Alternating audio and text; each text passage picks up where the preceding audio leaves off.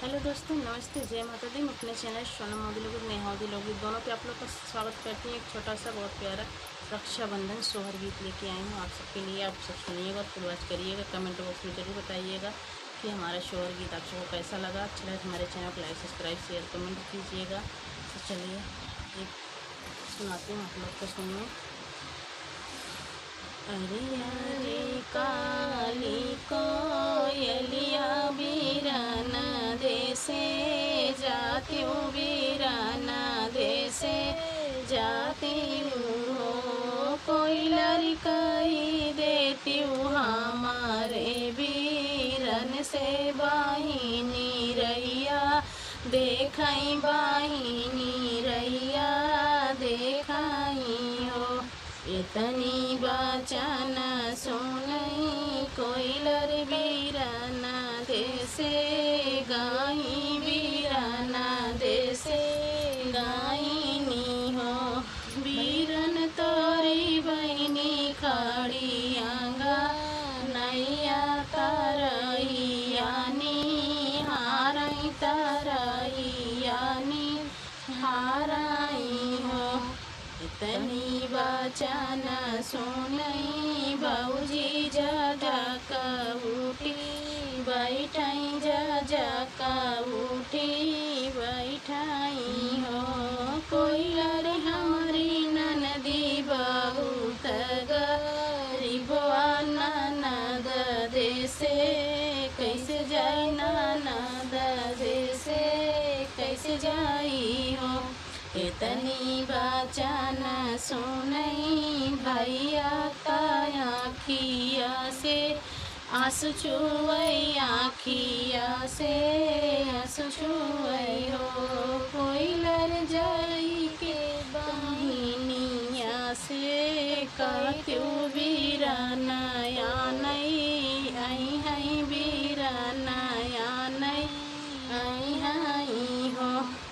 इतनी बचन सुनई कोयलर बहनी के देसे गाई, बाहिनिया देसे गाईनी हो।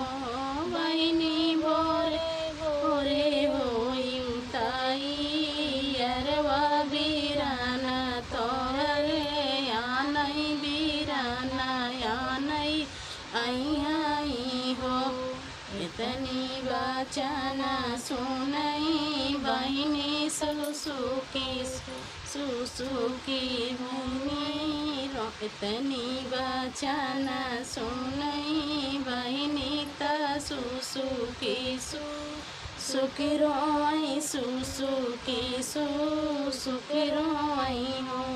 कोयलर हमारे त पटाइलू गरिया बीराना राखी कैसे बन, बीराना राखी कैसे बनबई हो।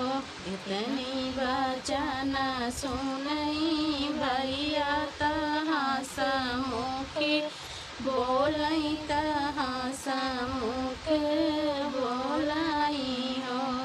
कहरा हाली बेगे डोलिया पा नाव बाहिनी आनी लावई, बाहिनी आना लावई हो। इतनी बचन सुनई बहिनी त भैया से रज करई, भैया से रज करई हो। भैया भैया भैया इतनी बचन सुनई बहिन, इतनी बचन सुनई भैया बाहिनिया रज करई, बाहिनिया रज करई हो। भैया तोहरी, भैया तोहरी, भैया हमारी त पटलीलू गरिया बाबूजी ताना मारी हई, बाबूजी ताना मारी हई हो। इतनी बचन सुनई भैया त बहिनी समझाई, त बहिनी सम